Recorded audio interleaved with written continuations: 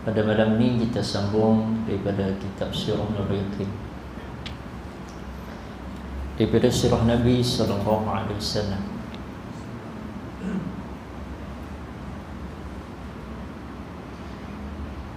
Mengakhiri daripada peristiwa khutbah wada. Khutbah wada, khutbah yang terakhir Nabi, yang kita sebut yang lalu lah. Sebelum kita masuk tuan-tuan, kisah ini kita nak ambil pengajaran dia. Yang pertama sekali, kita syukur hadrat Allah kerana Allah bagi masuk kita, rezekikan kita di bulan Rajab. Itu yang paling kita ucapkan Alhamdulillah. Sebab apa tuan-tuan? Sebab kita pun faham Rajab ini Syahrullah, bulan Allah. Dan bulan Rajab tuan-tuan, kita faham dah, bulan Rajab ni bermaksud menandakan kita sudah semakin hampir dengan Ramadan. Maka bila sudah semakin hampir Ramadan, inilah persediaannya. Walaupun kita sebut tuan-tuan, bila main dekat-dekat dengan raya, dia kata raya fikir-fikir dah pasal orang nak sebut dah itu. Tapi kita umat Islam tuan-tuan, masuk Rajab ni bermula dah kita sebut siap siaganya kita untuk bertemu dengan Ramadan. Kerana Rajab termasuk dalam 4 bulan haram, 4 bulan haram, yang mana tidak boleh perang, tidak boleh memulai perang. Disebut bahasa mudahnya gencatan senjata. Rajab, Zulqa'dah, Zulhijjah, Muharram.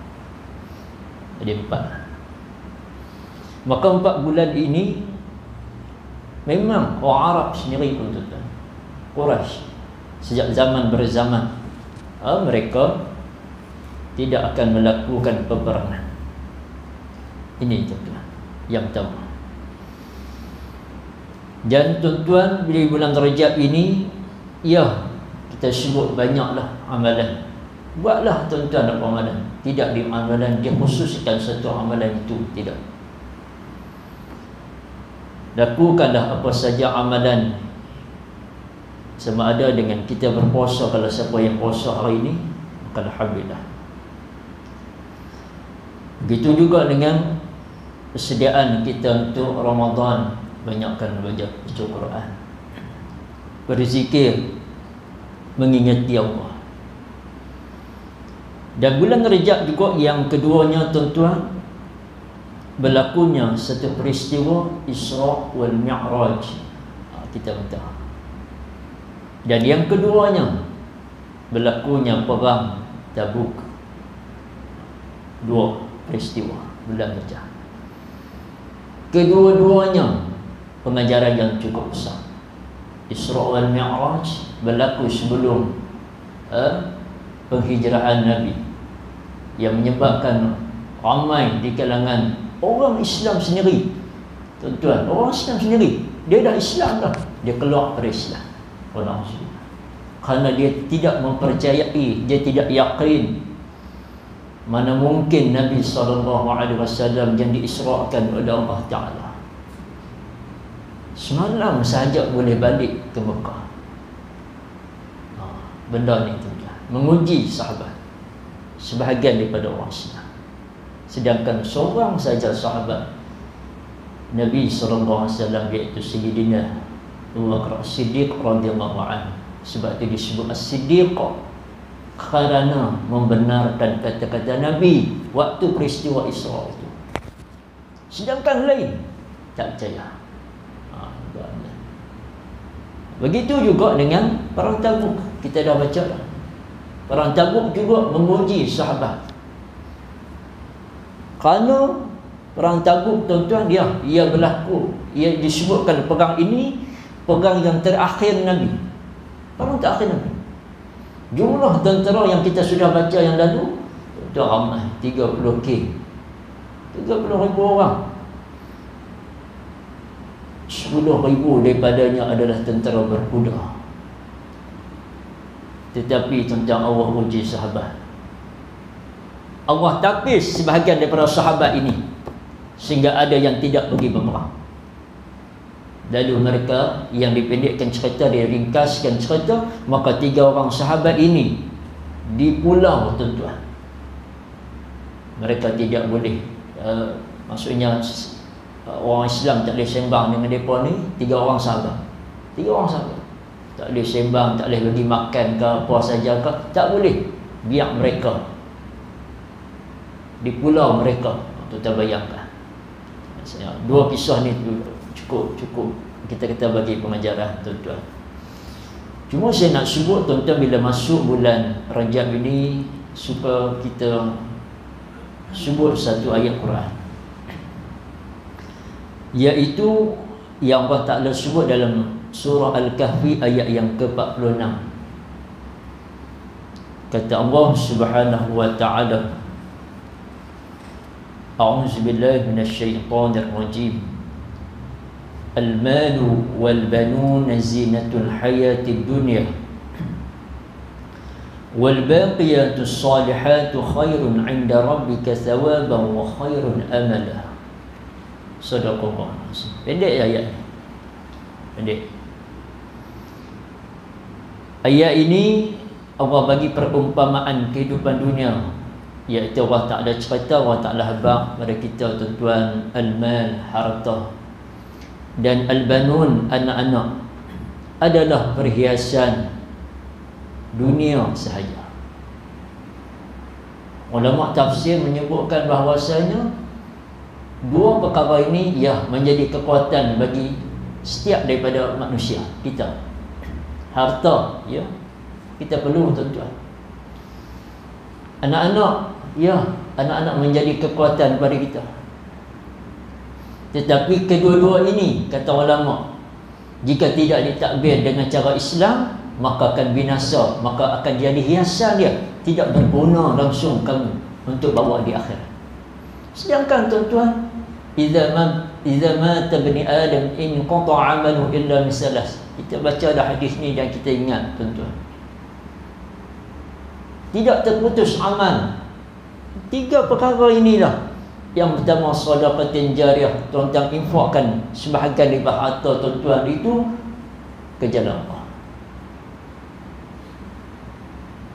Maka harta itu tidak hanya untuk kesenangan dunia, bahkan, tuan-tuan, dia akan bawa di akhirat. Bukan. Tapi kalau tuan-tuan buat hiasan dunia, tuan-tuan rasa nak bunuh, tuan-tuan bunuh untuk kesenangan kita, sila, boleh. Tapi rugilah. Tuan-tuan ada harta yang banyak, Allah bagi rezeki, tiba-tiba kita tak boleh nak infak sedikit. Tu infak, hak zakat wajib kena bayar, pun tak bayar. Allahu Akbar. Kita bayangkan, ini ujian untuk kita. Yang keduanya, al-ilmu yang tafa'u bih, ilmu yang bermanfaat. Ini yang kita nak sebut. Yang ketiga, wa waladin salihin yad'u lahu, anak yang soleh yang mendoakan kita. Sebab tu kita sebut 2 perkara ni, al-mal, al-banu, tuan-tuan, jagalah aset ini dengan baik. Al-mal, pastikan harta itu disalurkan juga ke akhir, salur untuk kita dapat pahala di akhir. Al-banun, anak-anak jangan jadi hiasan macam sofa dulu-dulu lah, tuan-tuan. Ingat dulu rumah rontok Special orang lama ni, dia almari, tuan-tuan, macam almari pinggan tu, penuh pinggan ni, penuh. Kita tengok bila mai adik-beradik, ataupun kita sebut bila mai cucu semua ni, dia buat keluar. Tuan-tuan, tu special tu. Alamak. Kemudian habis bawa masuk lagi. Tuan-tuan rasa nak bunuh, tuan-tuan bunuh. Anak-anak bukan macam tu, tuan-tuan. Anak-anak kita gunakan dia, kita didik akan dia dengan agama. Bukan tuan-tuan guna waktu tuan-tuan rasa perlu, tuan-tuan rasa nak main dengan dia, tuan-tuan bawa pergi jalan, tuan-tuan bawa pergi sana, tuan-tuan bawa pergi sini, tuan-tuan biar dia dalam kejahilan. Ilmu agama tuan-tuan tak bagi kat dia. Dia tak kenal huruf hijaiyah, dia tak kenal huruf ya, dalam Quran, tak boleh baca Quran, tak kenal, tak boleh nak sebut surah Al-Fatihah, tak reti nak sembahyang secara asasnya, tak reti. Berat entah. Tu yang kata jadi hiasan je, tak berguna langsung di akhirat. Allahu Akbar. Yang ni yang kita nak sebut ni, yang ayat yang Allah Ta'ala kata wal baqiyatus salihat. Ni bila sebut wal baqiyatus salihat, pada ulama pada sebutkan dalam salah satu hadis tuan-tuan, supaya jadikan amalan. Sebab masuk dalam Rajab ni tuan-tuan, jadikan satu amal yang kekal lagi soleh, yang soleh lagi kekal, amal yang berkekalan, pahalanya berterusan. Maka ulama menafsirkan wal baqiyatus salihat itu ialah, tuan-tuan sebut apa? Subhanallah, walhamdulillah, wa la ilaha illallah, Allahu Akbar. Kita buat dah. Kata kita tak buat dah. Subhanallah, tuan-tuan buat 33 kali. Alhamdulillah, Allahu Akbar, la ilaha illallah. Pastikan jadi amal ni amalan yang khusus. Buatlah tuan-tuan. Tak sempat waktu kita kata zikir lepas sembahyang, buat di rumah sebelum tidur ke pun tak apa, ataupun tuan-tuan bangkit qiyam, buat. Jadikan amalan 100 kali ni tak apa, tu paling banyak. Atau masa atau berapa 33 kali kita ada bisa buat. Tapi boleh mampu buat 100 itu. Ditambah lagi ulama kata sebut la haula wala quwwata illa billah. Perkataan ataupun zikir la haula wala quwwata illa billah, ia membawa timbangan yang berat di akhirat. Ucapan yang cukup besar di sisi Allah Ta'ala. Amalkan, jadikan satu amalan. Ini dah masuk dalam hijab kita. Jadi amal. Saya baca satu hadis ya sebelum kita masuk pada sirah. Nabi kata daripada Abu Darda radhiyallahu anhu, Nabi sallallahu alaihi wasallam sabda, subhanallah walhamdulillah wa la ilaha illallah, Allahu akbar, wa la hawla wa la quwwata illa billah, kunna yahtutna al-khataya kama tahuttu asy-syajara waraqaha wa kunna min kunuzil jannah. Nabi kata bacaan subhanallah walhamdulillah wa la ilaha illallah, Allahu akbar, wa la hawla wa la quwwata illa billah adalah al-baqiyatus salihat. Ayat tadi ni surah itu. Itulah amal soleh lagi kekal, pahalanya berterusan. Maka semuanya menggugurkan akan dosa-dosa sebagaimana pohon menggugurkan akan daunnya, dan semua bacaan itu akan menjadi simpanan di syurga kelak nanti. Hadis riwayat At-Tabrani. Tuan-tuan, dosa-dosa kita ni dosa besar tak? Dosa kecil kita. Dosa kita ni banyak. Dosa kita ni banyak. Maka tuan-tuan bayangkan Allah gugurkan dosa-dosa kita. Ini nak masuk dalam lepas ni Sya'ban, lepas tu Ramadan. Buat persediaan dah. Bukan tunggu Ramadan baru kita nak buat. Lah kita dah buat dah tuan-tuan. Mudah-mudahan Allah Ta'ala menerima amal kita. Baik tuan-tuan yang dirahmati Allah, itu mukadimah sempena dengan kita masuk dalam Rajab ya. Baik, kita sambung tuan-tuan pengajaran. Setelah itu kita baca beberapa isi khutbah Nabi. Hari ini malam ni kita sambung kepada pengajaran. Beberapa pengajaran yang disebutkan oleh ulama. Yang pertamanya disebut ialah apabila Nabi SAW menyampaikan khutbah dalam peristiwa Haji Wada' ini, ia memberi makna yang cukup besar. Antaranya iaitulah persiapan tahap kematangan. Persiapan nak tengok adakah betul tak hari selepas mana Nabi berjuang lama 23 tahun tuan-tuan, maka sahabat ini sudah berada dalam proses kematangan, dah matang dah. Serupa anak kita tuan-tuan. Kalau kita pun bila kita tengok umur 18 hari ni dah boleh mengundi. Kita ambil contoh yang semasa senyap. Maka 18 tu maksudnya matang. Tuan-tuan bayangkan, kalaulah 18 lagi tapi tak matang pula, santir. Maksudnya masih dihura-hura lagi, masih tak jaga lagi sembahyang. Maksudnya seronok lagi, tak boleh fikir antara baik buruk, dosa pahala, balasan, syurga neraka dia anggap biasa. Anak-anak muda ni ada TikTok tu lah kan, bagus-bagus. Maka hak yang terikut dengan zaman ni tuan-tuan, maka akan rosak binasa. Sebab tu kita sebut ini berat ujian. Maka nak tengok proses pematangan. Maka kata ulama, dalam tempoh ini baginda telah melalui 2 peringkat dakwah. Yang pertama 13 tahun di Mekah, dan yang keduanya iaitu 10 tahun di Madinah. Di Mekah tuan-tuan, kita baca dah yang lalu, awal-awal lagi ia lebih memberikan penekanan kepada iman, yakni bahasa mudahnya berakidah. Yakni di Mekah. Dan yang keduanya mendalami ilmu, dan yang ketiganya amal. Sebab tu kalau kita sebut di akhir zaman nanti, yang kita sebut peperangan besar. Peperangan besar ni perang yang bukan kata perang dunia ni. Perang dunia tu kafir dengan kafir, kerana kuasa tuan-tuan.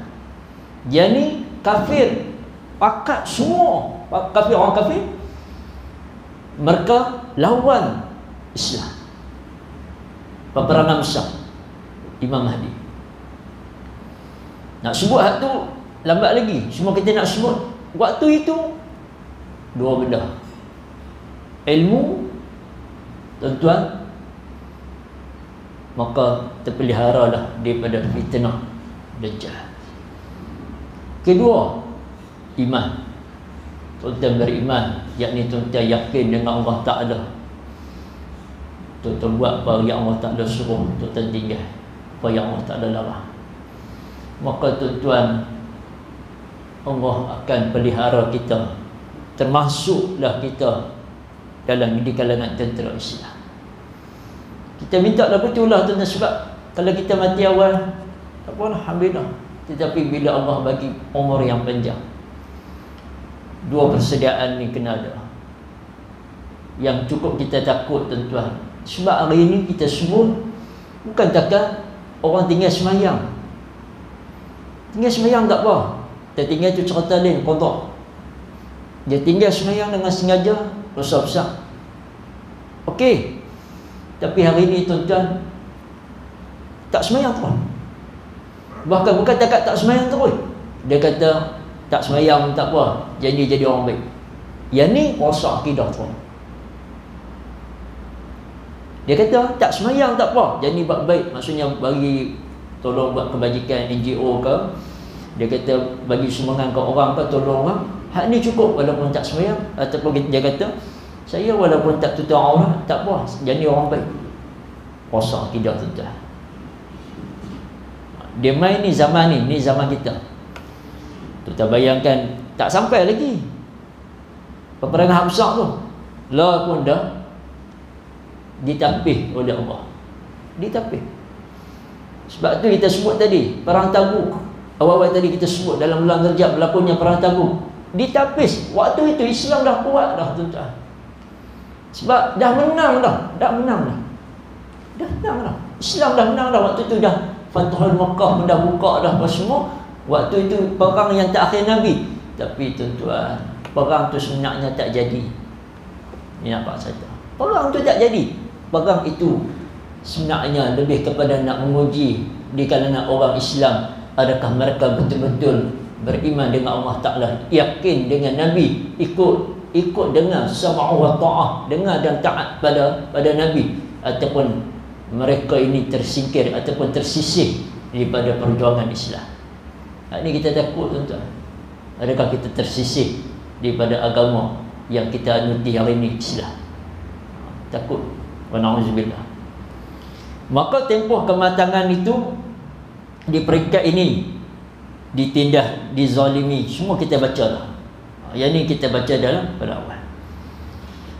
Kemudian kemuncaknya ialah yang keduanya, iaitu penghijrahan Muhajirin dan Ansar yang disifatkan cirinya oleh Allah Ta'ala sebagai golongan yang bergabung dengan mereka yang beriman. Setelah itu Allah Ta'ala sebut, tuan-tuan, ini bagi kita supaya kita berhijrah.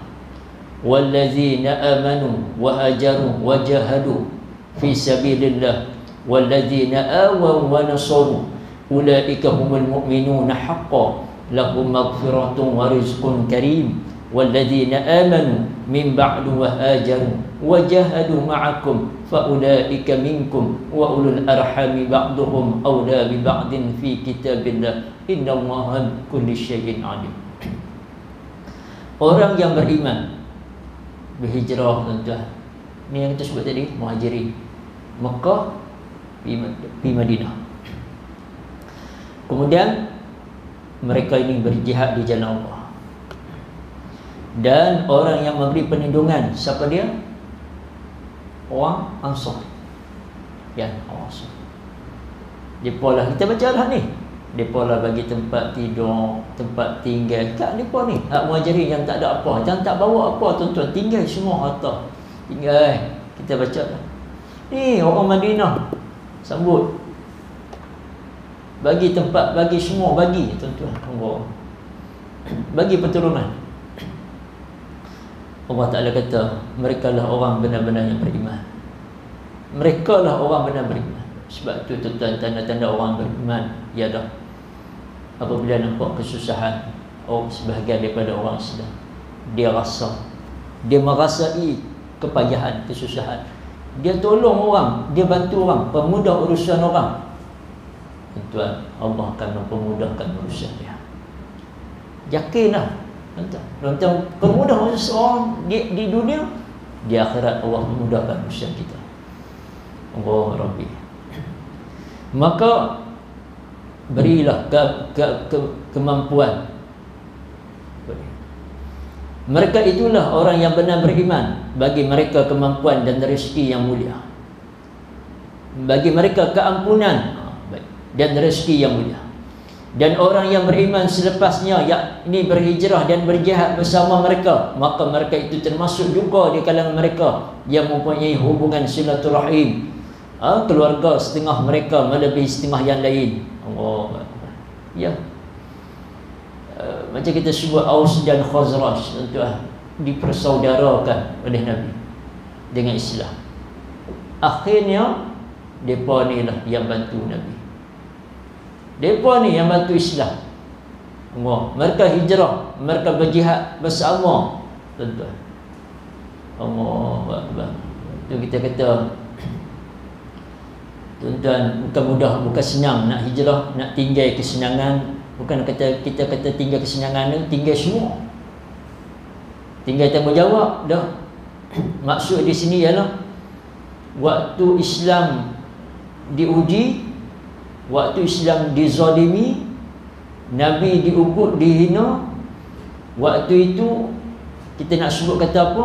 Siapa yang mampu nak bagi perlindungan, pertolongan kepada Nabi? Adakah masih lagi kita ni sayangkan akan harta ataupun sayang akan Islam, sayang akan Nabi? Sebab tu saya nak bagi tuan-tuan tuan-tuan, supaya bila masuk bulan Rajab ni boleh dah start pelan-pelan. Yang kata kita ni sayang Nabi, tuan-tuan, tuan-tuan baca sehari ataupun seminggu sekali satu hadis, jadi keamalan. Kalau waktu ngaji pondok tu, guru kata kalau kita ni umat Nabi, hafal hadis Nabi. Ada sahabat hafal hadis Nabi, kan? Tambah yang disebut hadis 40 arba'in nawawiyah, dia suruh hafal. Kita pun hafal apa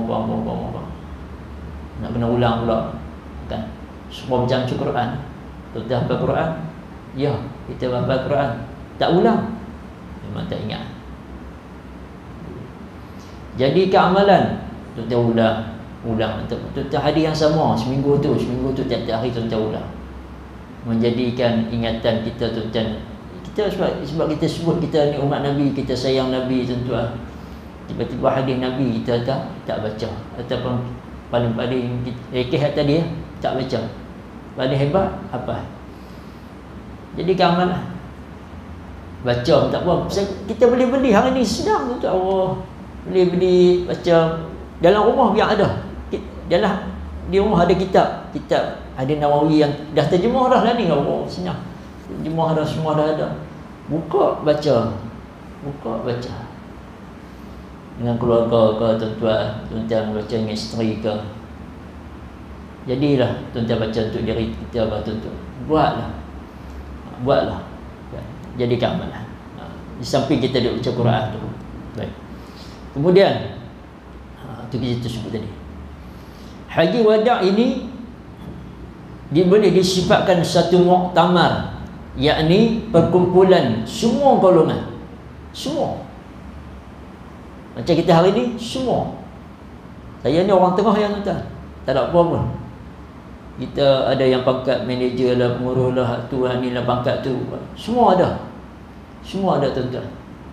Maka semua ni diterbiah oleh Nabi SAW dalam perjuangan ni. Maka tuan-tuan, ulama dia memberikan satu penterbiahan, iaitu pecahan kepada terbiah, supaya kita, tuan-tuan, buat perkara ini.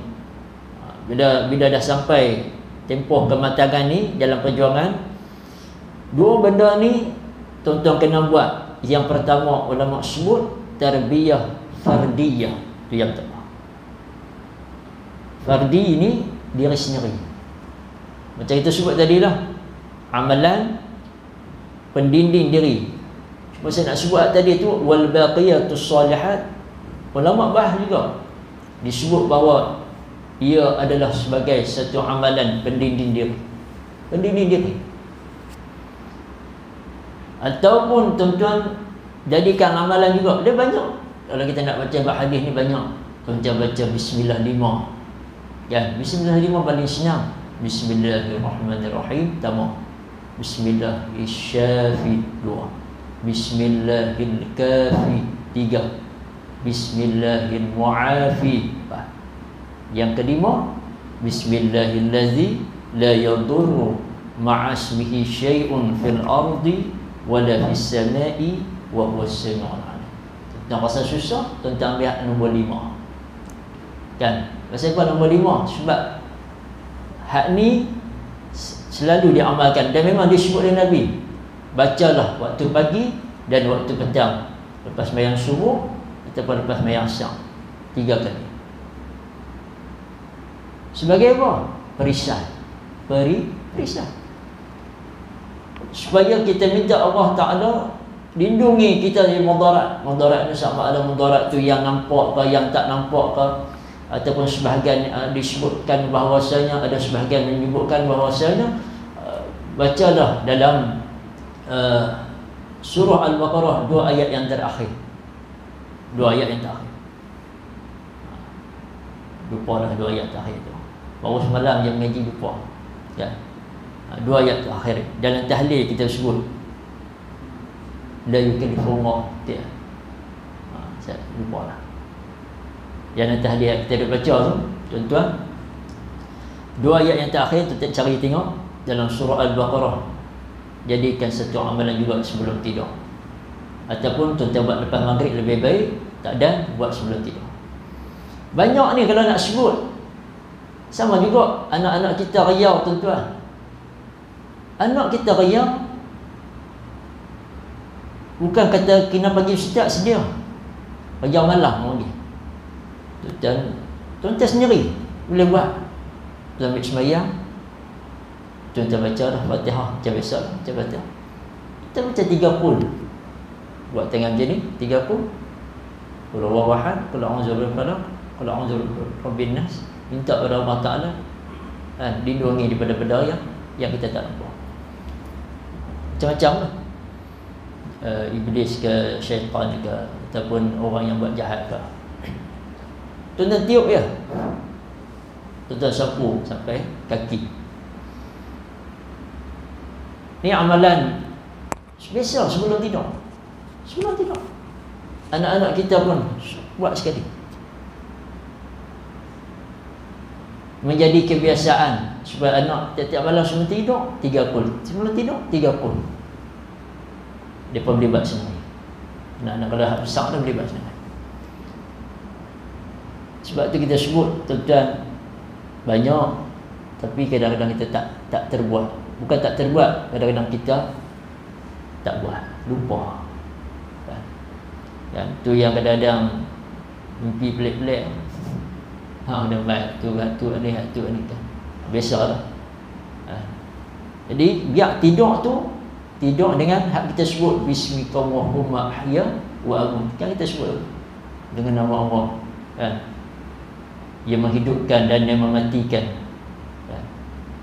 Maka kita tidur tu tidur dalam keadaan, biarlah tidur dalam keadaan last sekali ayat Allah. Ni dak tuan-tuan, biasalah siapa pun dah betul. Tidur dengan apa? Dengan telena TV terbuka. Biasa kita tengok bola tengok kita. Telena. Kita pun tengok cerita. Dengan cerita apa? Tak ada habis kita lena dah. Kan? Jadi jangan tuan-tuan, bagi ada. Baik selesai. Yang pertamanya dakwah apa tadi? Fardiyah. Baik. Dakwah individu. Kita tuan-tuan, jadi ada amalan khusus untuk diri kita. Macam saya sebut tadi. Bagi ada seminggu sekali. Kerana kata ulama, maka mereka yang beriman kepada Allah, tidak pada yang lain, dan mereka yang juga menolak kufur dan jahiliyah seluruhnya dalam ibadah, melakukan ibadah haji dan lain-lain. Mereka juga ditarbiyah penghidupan masyarakat, termasuk rumah tangga, hubungan suami isteri, termasuklah juga muamalah seperti menolak riba, menghormati maruah dan menjaga nyawa manusia agar tidak melakukan janayah. Ni dakwah fardiyah. Dakwah fardiyah ni untuk diri kita, tuan-tuan. Ya, tuan-tuan kena ada ilmu, amal yang kita sebut tadi. Kalau kata dah menikah, jagalah akhlak, hubungan sama suami isteri dengan anak-anak. Kalau dalam bab muamalah, jauhilah riba, tuan-tuan. Jauhilah riba. Sebut bab riba ni dia bahasan panjang lah, yang kita tak sebut malam ni. Menghormati maruah dan nyawa manusia. Yang ni penting. Tu yang pertama, dakwah fardiyah. Yang keduanya ijtimaiyah. Ijtimaiyah. Tarbiyah ijtimaiyah ni disebut bahasa mudahnya bermasyarakat. Sesama masyarakat, iaitulah masing-masing bersaudara, memberikan nasihat di antara satu sama lain, tanpa mengira bangsa atau kaum yang merupakan natijah. Tuan-tuan, yang hari ini orang tengok orang mana? Oh, tak boleh. Kami ni orang Melayu ya. Padahal dia Islam, cuma dia ni bangsa lain. Maka ijtimaiyah ini mestilah mengikut panduan syariat Allah Subhanahu Wa Taala yang bersumberkan kitab Allah dan sunnahnya. Itu tuan-tuan kena pegang sungguh.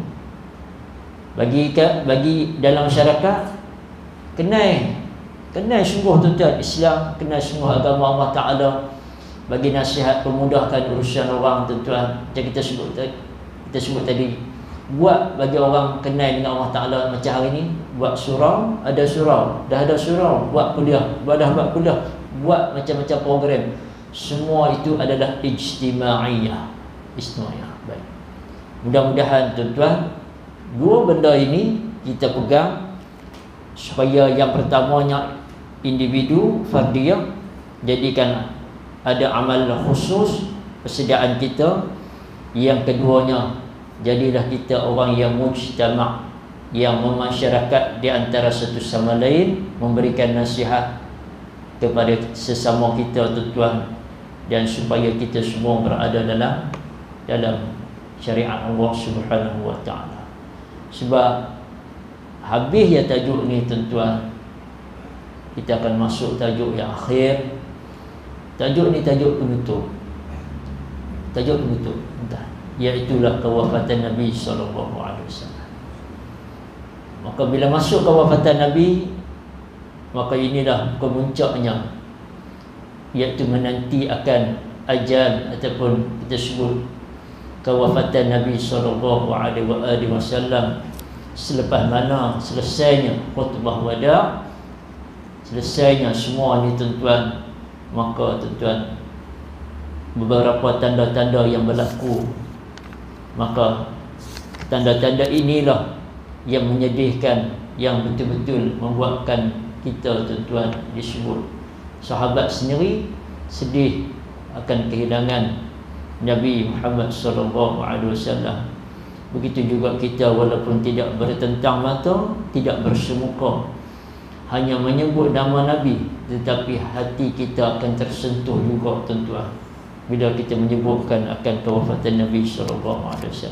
Inilah tajuk yang terakhir insya-Allah. Saya ingat sebelum nak masuk Ramadan, kita nak habis. Kalau dah lah, kalau dah, insya-Allah. Semua maaf tuan-tuan, saya dah silap apa yang disampaikan pada malam ini. Mudah-mudahan ada manfaatnya, ada barakahnya insya-Allah. Yang baik itu datang daripada Allah Subhanahu wa ta'ala, yang lemah daripada kelemahan diri sendiri. Aqulu qawli hadza wa astaghfirullahal azim li wa lakum. Wassalamualaikum warahmatullahi wabarakatuh. Bismillahirrahmanirrahim. Allahumma faqihna fid din wa 'allimna ta'wil wahdina ila siratikal mustaqim, siratal ladzina an'amta 'alaihim minan nabiyyin was-siddiqin wasyuhada'i was-salihin wa hasuna ulaika rafiqa ya arhamar rahimin. Allahumma rzuqna fahman nabiyyin wa hifzal mursalin wa ilhamal malaikatil muqarrabin fi 'afiyati ya arhamar rahimin. Walhamdulillahi rabbil alamin.